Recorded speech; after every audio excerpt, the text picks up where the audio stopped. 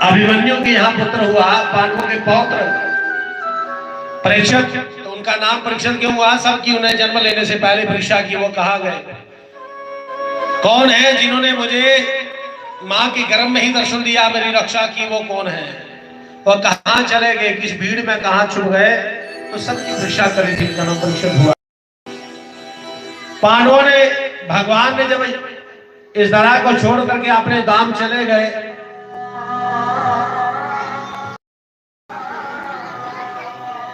और राजा परीक्षित बड़े हो गए, उनको राजपाट दे करके स्वयं भी स्वर्गारोहण की यात्रा पांडवों ने करी।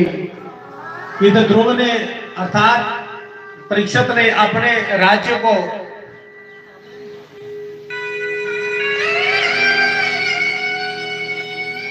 अच्छी तरह से वही चक्रवर्ती सम्राट बने। अपने राज्य में कहीं कलयुग का वास तो नहीं हो गया, उसको जांचने के लिए जगह जगह घूम घूम करके यात्रा करते हैं, सब जगह देखते हैं। और यात्रा करते करते एक जगह देखा कि एक राजा का वेश बनाए हुए कोई काला सा पुरुष है। उसने एक बछड़े की 3 टांगे काट दी है और चौथी काटने को तैयार है। राजा परीक्षित ने उसको धमकाया, अरे दुष्ट, तू कौन है जो निरपराध, जिन्होंने कोई अपराध नहीं किया, उनको मारता है? खैर, मैं राजा परीक्षित तुझे छोड़ूंगा नहीं। तो मैं राजा के चरणों में, परीक्षित के चरणों में आ गया। तो पांडवों ने जाते जाते परीक्षित को एक वचन कहा था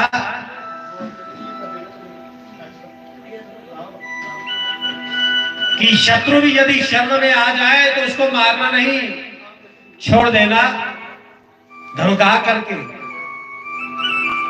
आज जब शत्रु चरणों में पड़ गया तो परीक्षित ने से छोड़ दिया, जा, अब तुझे किसी से डर नहीं होना चाहिए अपना, पर मेरी नगरी में तू नहीं रह सकता। तो कहने लगा, महाराज मैं कहां जाऊं, जहां जाता हूं मुझे आप नजर आते हैं, इसलिए आप ही बताओ कहां रहो। तूने रहने के लिए कलयुग को 4 स्थान दिए थे।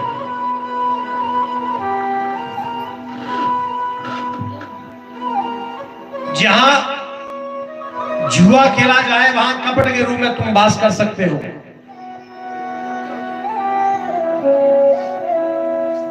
और वैश्यालय में तुम वास कर सकते हो। यहां शराब का भंडार हो, शराब पीने वाले, उनके हृदय में, उन स्थानों में तुम्हारा वास हो सकता है। और जहां जीवों को मारा जाता है कसाई के घर में, या जो जीव मार कर खाते हैं, उनके हृदय में तुम्हारा वास हो। ये 4 जगह दी। वो कहने लगा, सोचने लगा मन में, ये 4 जगह तो पहले निकृष्ट है, गिरी हुई है, यहां तो राजा कभी जाएगा नहीं, जब तक राजा है मेरा राज्य आने वाला नहीं, मेरा शासन होने वाला नहीं। कहने का, महाराज ये सब आपने निकृष्ट स्थान दिए, कोई अच्छा स्थान नहीं दे दो। तो अचानक राजा के मुख से निकल गया कि ठीक है, जाओ, स्वर्ग में भी तुम्हारा वास होगा। पर शास्त्र में बताया गया है, स्वर्ण भगवान कहते हैं, धातुओं में कंचन अस्मि, कि धातुओं में कांचन यानी कि सोना मैं हूं। यदि भगवान सोना तो सोने में कलयुग का वास कैसे हो सकता है? पर संतों ने इस बात पर निर्णय किया, निवारण निकाला, संशोधन किया, ये जाना कि जो पाप कर्म से कमाया गया सोना होता है, जो अधर्म द्वारा, जो छल से, जो कपट से या चोरी से छीन करके जो इकट्ठा किया गया जो सोना होता है, उसमें कलयुग का वास होता है। अब कलयुग ये बात सुनकर के प्रसन्न हो गया कि अब मुझे सोने में वास मिला। राजा सोना तो पहनता ही है, कभी ना कभी तो पहनेगा। इसी से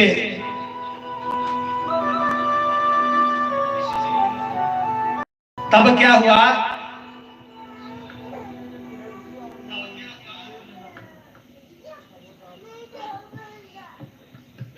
एक दिन राजा परीक्षित ने पांडवों के समय जब जरासंध को मारा गया, जरासंध का मुकुट वह जीत करके लाए, उसी मुकुट को धारण कर लिया, भूल से और शिकार करने के लिए चला गया। जाते जाते अनेकों जानवरों को मारा। हिंसक जानवर थे जो जंगल में रहने वाले, उनको मारा। मार करके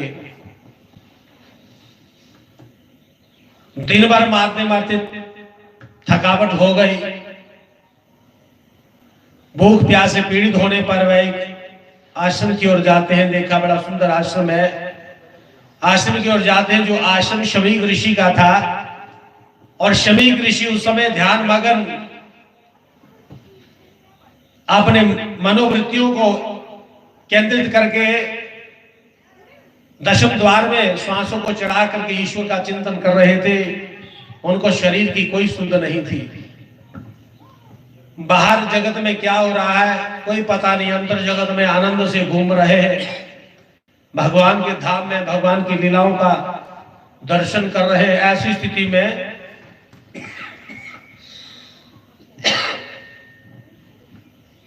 राजा परीक्षित ने आकर कहा, महाराज बड़ी जोरों से भूख लगी है, प्यास लगी है, खाने को कोई फल, कोई भोजन की प्रबंध करो, कोई जल दीजिए, बहुत प्यासा हूं। पर महाशबरी ऋषि ने तो सुना नहीं। और राजा के जो मुकुट धारण किया उस समय उनके मुकुट में कलयुग सवार है। कलयुग ने विचार किया सुंदर सुअवसर है, यही मैं अपने सपने को साकार कर सकता हूं। और कलयुग ने राजा की बुद्धि को खराब कर दिया। राजा के मन में आया कि मैं चक्रवर्ती सम्राट राजा परीक्षित और ये डोंगी भक्ति का ढोंग कर रहा है, मेरे पानी मांगने पर भी मुझे जल नहीं दे रहा। मरा हुआ सांप उठा करके ऋषि के गले में डाल करके, मतलब अपनी तरफ से अपमानित कर दिया, अपमान कर दिया और राजा चलता। ये बात एक शमीक ऋषि के शिष्य ने देख ली और खेल रहे उन्हीं के पुत्र श्रृंग ऋषि को जाकर सुना दी कि एक राजा मरे हुए सांप को आपके पिता के गले में डाल के चला गया। वहीं पर हाथ में जल लेकर के श्रृंगी ने संकल्प किया अपना प्रभाव दिखाने के लिए बच्चों को, कि यदि उसने मेरे पिता का अपमान कर दिया तो लो मैं अभी उसको दंड देता हूं। वहीं पर जल हाथ में लेकर के मंत्र पाठ किया और कहा कि हे राजन, तूने मेरे पिता का अपमान कर दिया, इसका फल भोग। तूने तक्षक जात का नाग मेरे पिता के गले में डाला है, ठीक 7वें दिन तक्षक के काटने से ही तुम मृत्यु हो जाए। इस प्रकार श्राप दे करके पिता के पास आके गिड़गिड़ाने लगा, रोने लगा। काफी समय के बाद शमीक ऋषि की जी आंखें खुली, देखा तो बाल जोर जोर से बालक रो रहा है। बेटा क्या हुआ, क्यों रो रहा है? और इतने में अपने ही शरीर पर नजर पड़ी, मरा हुआ एक सांप है, निकाल के नीचे रख दिया। कौन है दंड का भागी, किसने ये अपराध किया?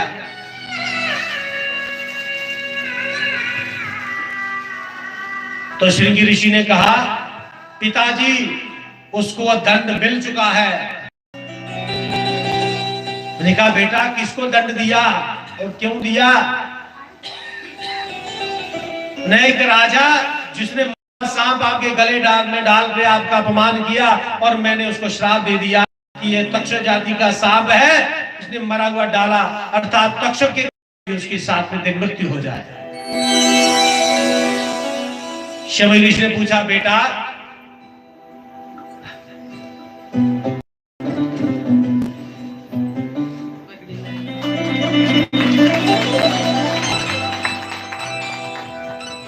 अर्थात तक्षक के ही कांटे से इसकी मृत्यु हो जाए।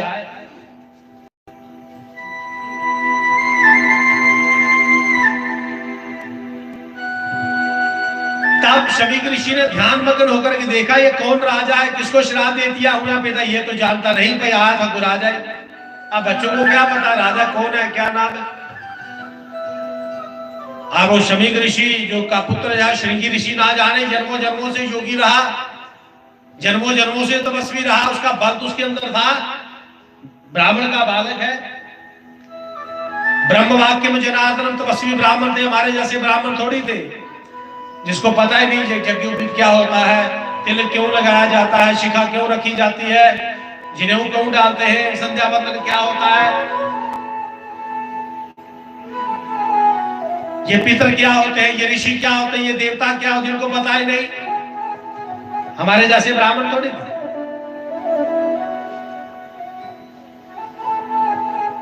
और जन्मों जन्मों से योगी तपस्वी हर ब्राह्मण के घर में पैदा हुआ, जन्मते ही वो तप का भाव उसके अंदर है। उसी के कारण उसके प्रभाव से हाथ में जल लेके किसी को श्राप देते, पर श्राप देने से क्रोध करने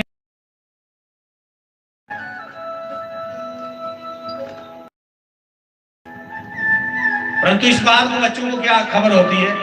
खबर हो भी तो बच्चे मस्ती करते, प्रभाव दिखाने के लिए श्राप दे दिया। ऋषि ने कहा बेटा तुमने तो अनर्थ कर दिया। अरे जिस राजा ने मरा हुआ मेरे गले में सांप डाला वो कोई और नहीं, वो राजा परीक्षित है। और परीक्षित कोई अधर्मी राजा नहीं, बड़ा तपस्वी राजा है, इसमें उसका कसूर नहीं है।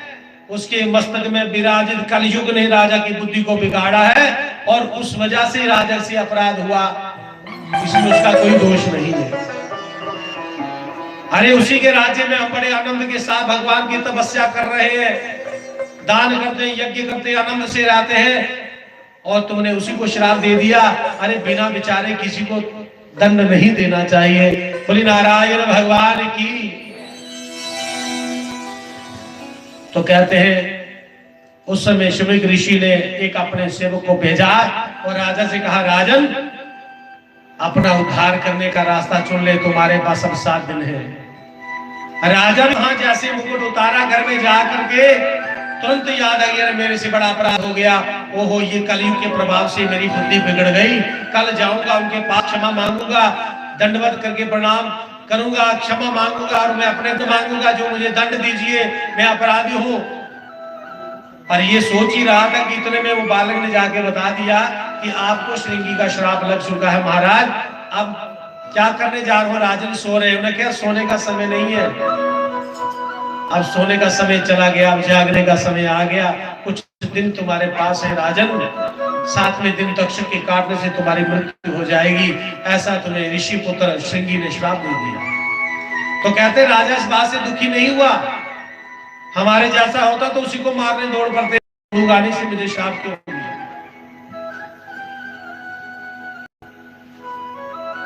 परंतु राजा ने कहा जो मैं चाहता था, मैं इसी का अधिकारी था, मैंने अपराध किया, ये बड़ा अच्छा किया उन्होंने मुझे दंड दिया। अरे ये उपकार कर दिया, मुझे तो पता ही नहीं था मैंने कब मरना है। अब तो मुझे पता चल गया, ऋषि ने बता करके मेरा भला कर दिया।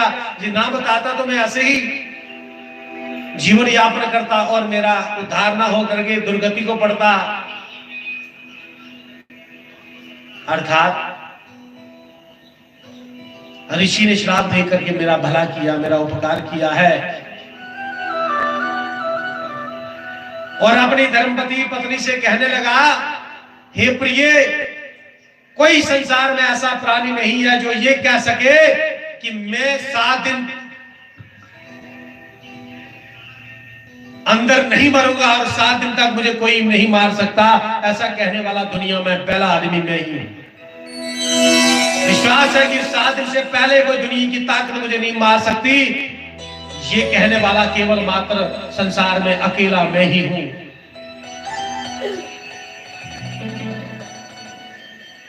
एक बार राजा युधिष्ठिर ने एक ब्राह्मण से कहा कि महाराज आप कल आइए, आपका कल आपके विषय में सोचा जाएगा, आपकी कोई बात, आप जो भी आपकी फरियाद है उसको पूरा किया जाएगा। तो भीम ने ढोल लेकर नगाड़ा बजाया। उन्हें कहा क्या हुआ भीम, नगाड़ा क्यों बजा रहे हो? उन्हें कहा महाराज आपको पता है कि आप कल तक जीवित रहोगे, इतनी बड़ी आप बात आपने ब्राह्मण को कह दी, कल आना तुम्हारा ये करेंगे, इसका मतलब आपको पता है आप कब तक रहने वाले हैं, इसलिए ढोल नगाड़ा बजा के सब सुना रहे। महाराज कह रहे कि मैं कल फैसला करूंगा। अरे कल का आपको पता है, आपको भरोसा आप कल तक रहेंगे, यहां तो कल का भरोसा नहीं। इसलिए राजा परीक्षित ने ये दोनों हाथ उठाकर कहा था कि 7 दिन तक मैं मरने वाला हूं। तुरंत ही अपना राजपाट अपने पुत्र को जन्मदेव को दिया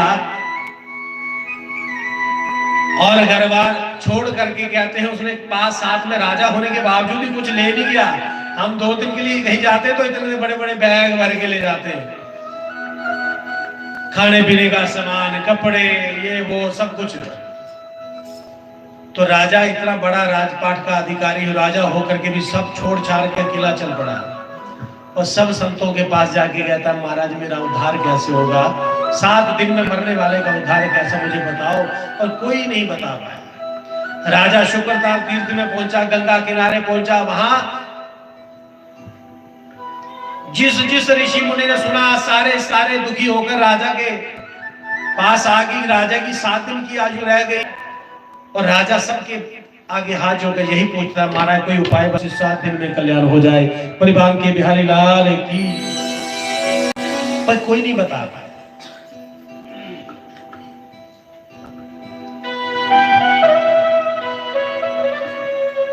और उसी सभा में व्यास जी बैठे हुए, उसी सभा में पराशर ऋषि बैठे हुए,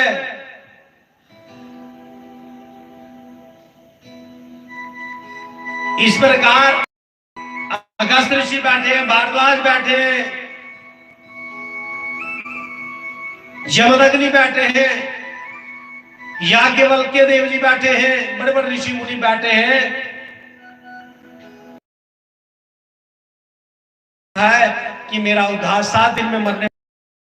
कोई कह रहा महाराज गायत्री महायज्ञ किया जाए, विष्णु महायज्ञ करो, करो। कोई कहता है रुद्र महायज्ञ करो, कोई कहता है शतचंडी यज्ञ करो। तो राजा ने कहा महाराज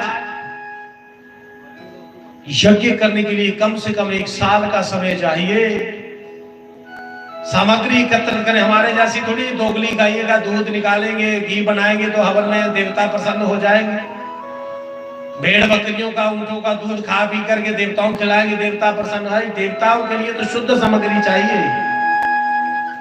देसी गाय हो, उसके दूध से बने हुए दूध, दही, घी से ही देवता तृप्त होते हैं, उसी के माखन को स्वीकार करते हैं। अरे हवन के लिए लकड़ियों में 2 की जाती है, इतनी सामग्री जुटाने में हमारा तो 6 महीने साल, मेरे पास तो समय नहीं है, इसलिए कोई और उपाय बताओ। तो सब चुप हो गए, कोई उपाय नहीं बता पा रहा। इतने संत ऋषि मुनि बैठे, इतनी बड़ी बारी सभा में राधा रानी की प्रेरणा से सुखदेव जी का आगमन होता है। और सुखदेव जी जब आए तो जितने भी ऋषि मुनि हैं सब खड़े होकर के उनकी स्तुति कर रहे हैं, उनका वंदन कर रहे हैं। यहाँ सुखदेव जी सबसे छोटे हैं, छोटी उम्र के हैं, 16 वर्ष के हैं। और उनके बाबा, उनका दादा, परदादा, पिता सब वही है। कोई उपाय नहीं बता पाया। और सुखदेव जी के आगे सब नतमस्तक होकर खड़े हैं और कहने लगे हे परीक्षित, अब तुम्हारा उद्धार निश्चित है। और बड़ा भारी स्वागत किया गया सुखदेव जी महाराज जी का। बड़े भाव के साथ अपनी भाव से सुखदेव जी का स्वागत करेंगे, पूजन करेंगे।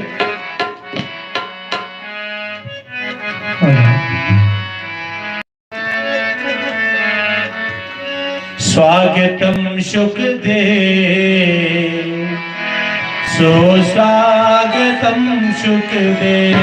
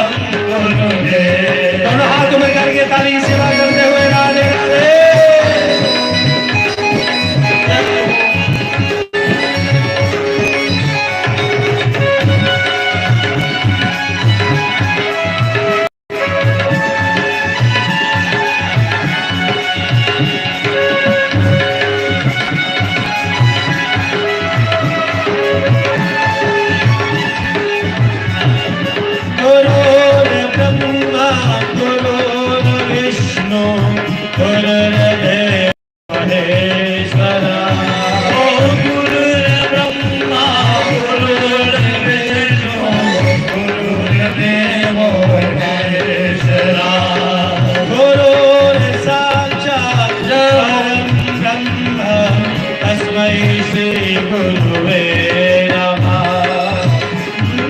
साक्षात् परं ब्रह्म तस्मै श्री गुरुवे नमः, तस्मै श्री गुरुवे नमः। स्वागतं गुरुदेव, स्वागतं गुरुदेव, स्वागतं गुरुदेव, स्वागतं गुरुदेव। जय जय श्री राम, जय जय श्री राम, जय जय श्री राधे श्याम।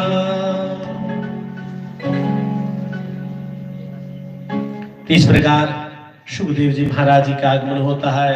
राजा ने उनको उनके पांव धोए, उनको अर्घ्य दिया, आचमन कराया और सुंदर बैठने के लिए स्थान दिया।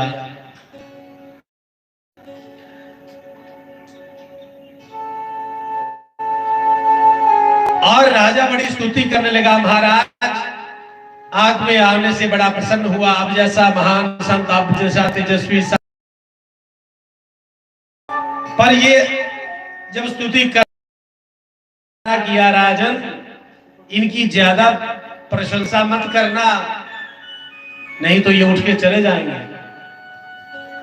जो मन में बात है वो सीधी कह देना, क्योंकि ये प्रशंसा के शौकीन नहीं है।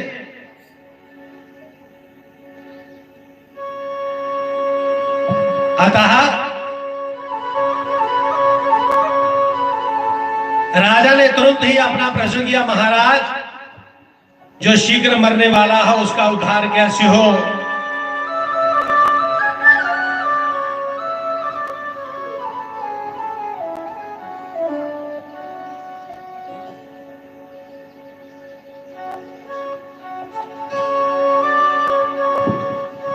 अतः पृच्छामि संसिद्धिं योगिना परमं गुरु, पुरुषस्य यत् कार्य प्रियमानस्य सर्वदा।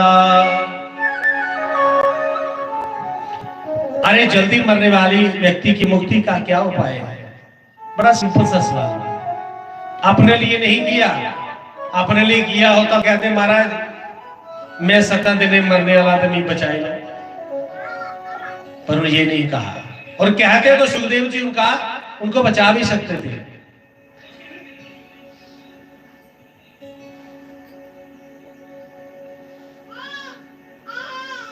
कितना सच्चे प्रश्न, जल्दी मारने वाले को क्या करना चाहिए? जरा जल्दी मरने वाला है उसी करना क्या चाहिए? उन जिड़े 50-60 साल क्रॉस करी उन्हें उन्हें मरने का पता नहीं, वो समझो कि नेड़े पुजी आ गए।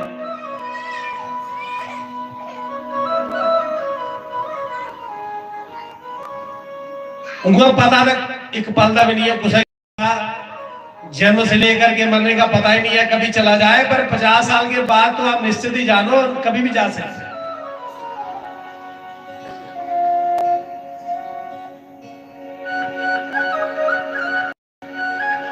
वृंदावन जा रहा था तो एक आदमी ने कहा महाराज अभी कहां जा रहे हो? तो बढ़िया शासन जब बन जाए तब जाना। मैंने कहा हमारे वंश में बहुत से लोग हैं जो 62-63 साल के ऊपर कोई बिरला ही गया। अपने परिवार में ही देख लो, पिताजी गए तो 62-63 साल की उम्र में चले गए, भाई चले गए 63-64 साल की नेत्र भी हमारे वो भी चले गए। जैसे वीर टिका जी हैं, वीर बलराम जी हैं, अपने वीर पोला जी है, ये सब तकरीबन सब छोटी छोटी आयु में चले गए। तो हिसाब से हमारे तो 48 साल हमारा भी हो रहा है। तो इसका मतलब थोड़ा ही समय रह गया, 5-10 साल की गेम है, तो एक एक पल हम अपना खराब क्यों करें? कब महल बनेगा, कब आश्रम पूरा तैयार होगा, तब जाएंगे। अभी से चलो, समय नहीं रहा मेरे पास। हो सकता है तो 80 साल तक जी जाए, हो सकता है 100 साल तक जीएगा, पर पता नहीं है ना, पता पल का नहीं है। इसलिए सब 50 साल जब प्लस हो जाए तो गठरी बांध लो, अब जाने वाले हैं। बैग अपना पैक रखना, उसमें थोड़े पुण्य कर्म जरूर डालना, कम है तो और जाप करके डालना, क्योंकि खर्चा तो चाहिए, पैसे चाहिए ना, रस्ते से चाहिए ना। ट्रेन च बहुत है, कोई चाह देना था, महाराज चाह पी लो, जब पैसे पहुंचे नहीं और चाह की रोटी से घर ले नहीं सकते, इन्हें 10-12 दिन का टूर हुआ तो कितनी रोटी पका लेनी, एक दिन दी ली जाएगी, एक टंग दी ली जाएगी, बाकी पैसे के मुझे पाने बोले भाई वहां से लेके खा लेंगे। तो ये वाले पैसे वहां नहीं चलेंगे, वहां राम नाम रूपी धन चलता है, वो जितना जाप हो अपने थैले में डालो।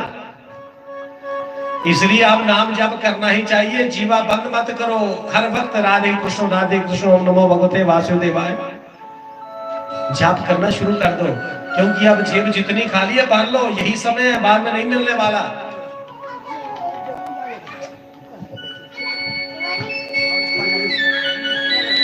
परीक्षित जी ने तो एक संक्षिप्त प्रश्न किया, जल्दी मरने वाले को क्या करना चाहिए? सुखदेव जी इस बात को सुनकर के बहुत गदगद हो गए।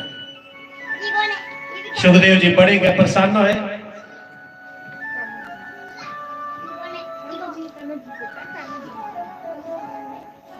अरे राजन, तुमने ये जो प्रश्न किया ना, ये अपने लिए नहीं किया, ये सबके लिए किया।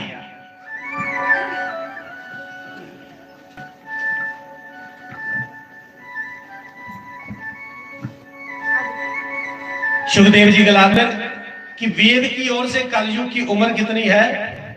एक जीव की 100 साल निर्धारित की थी। एक बंदा मत गोला मता 120 साल साढ़े टेवा जरा दसते ना, उसी विश्वोत्तरी की उम्र जड़ी 120 साल दी थी। ज्यादा से ज्यादा इंसान 120 साल तक जी सकता है, पर 100 साल तो जीना ही चाहिए ना। पर हम ऐसे कर्म करते हैं, अपनी आयु को खुद ही काट देते हैं, वो करते करते करते करते पर यही रह जाती है थोड़ी बहुत ही। तो 100 साल निर्धारित की है। कलयुग में एक व्यक्ति को कम से कम जीना चाहिए, लेकिन 100 वर्ष का आदमी आपको लाखों में कोई एक मिलेगा, लाखों में। 100 वर्ष में 50 वर्ष तो हमारे सोते सोते चले जाते हैं, सुते देखे 50 साल लगी अंदे, पता नहीं चलता, नहीं जाते। 100 साल में 50 साल तो हम सोते हैं ना, रात भर सोते रहते हैं, कई बार दिन में भी सो जाते हैं। आजकल कोई भी आदमी नहीं है जो 8-9 बजे से पहले उठता हो। माता पिता ही जो शायद उठ जाते हो, बच्चे तो 10 बजे से पहले उठने वाले हैं। नींद हमारी 7 घंटे से ज्यादा नहीं होनी चाहिए। शरीर को आराम चाहिए, 7 घंटे का आराम चाहिए, और फिर हम 10-10, 12-12 घंटे। एतवार हो तो 12-12:30 बजे उठते हैं, सोच लो। और स्त्रियां जो है, इनको तो भगवान का वरदान है, और इन पर जिम्मेवारियां भी घर चलाने की बहुत होती है। इनको तो 4 बजे उठना ही चाहिए हर हाल में, पर बड़ी विडंबना है कि हमारी बहू बेटियां भी 9-10 से पहले नहीं उठती। पतिदेव को कहीं चाय बनाइए था पलाई बिस्तरे च गए, घर वाले को ड्यूटी जाना, मैं बेचारा आखदा आपे बनाता चाह, आपे चली पौंदा। कई बार भांडे मांजते भी दिखा ना आजकल, वो बेचारे छुट्टी आंदे न, नौकरी करी है, उधर दिन रात बार्डरों पर धक्के खा दे, दिने भी जागा दे, राती भी जागा दे, और घर वालियां भी भांडे बजांदियां, हाँ आए दो घर, तो तुस संभालो घर, तुस गै मांजो। वो बेचारे घर वाली की भी बनाइया खिलाते, आपे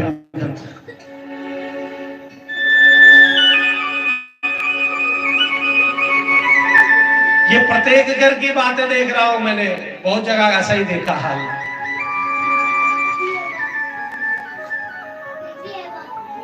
पत्नी का एक ही काम है, सुबह जल्दी उठना, घर की साफ सफाई नहाने से पहले करनी चाहिए। पहला काम ही है घर की सफाई करना। ये स्त्री का काम है, पुरुषों का काम नहीं है। और सफाई करने के बाद तुरंत स्नान करना, ये पत्नी का धर्म है। सफाई से तुरंत बाद स्नान करें और स्नान करने के बाद अपने घर के जो बड़े बूढ़े हैं उनको प्रणाम करना, राम राम राधे राधे नमस्ते कुछ करो। और फिर तुरंत देवताओं के मंदिर में जाकर के जोत जलाओ। फिर सारा रसोई की तरफ जाकर के भोजन बनाने की तैयारी, और पहले देवताओं के नाम से बनाओ। और मैं कहता हूं अगर 4 बजे घर वाली उठ जाए तो उसका 7 बजे तक सारा काम हो जाता है, नाश्ता बन के तैयार हो जाता है। अगर ना उठे तो दिन भर काम ही नहीं खत्म होता, सारा दिन काम में चला जाता है।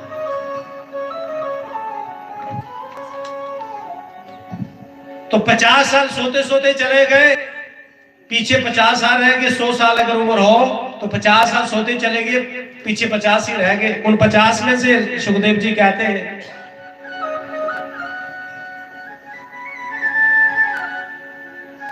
12 घंटे का दिन होता है और 12 घंटे की रात्रि होती है। 24 घंटे होता ना एक दिन रात।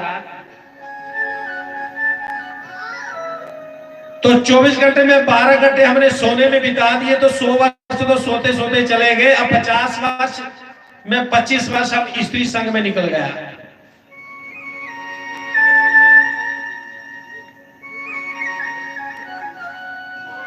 और 75 वर्ष बेकार हो गए, साल पीछे रह गए। 100 साल में से 25 साल रह गए। और 25 में भी सारी कार्यों में गए। सुखदेव जी ने कहा राजन, जल्दी मरने वाले व्यक्ति की मुक्ति है। तस्मात् भारत सर्वात्मा भगवान ईश्वरो हरि श्रोतव्या कीर्ति।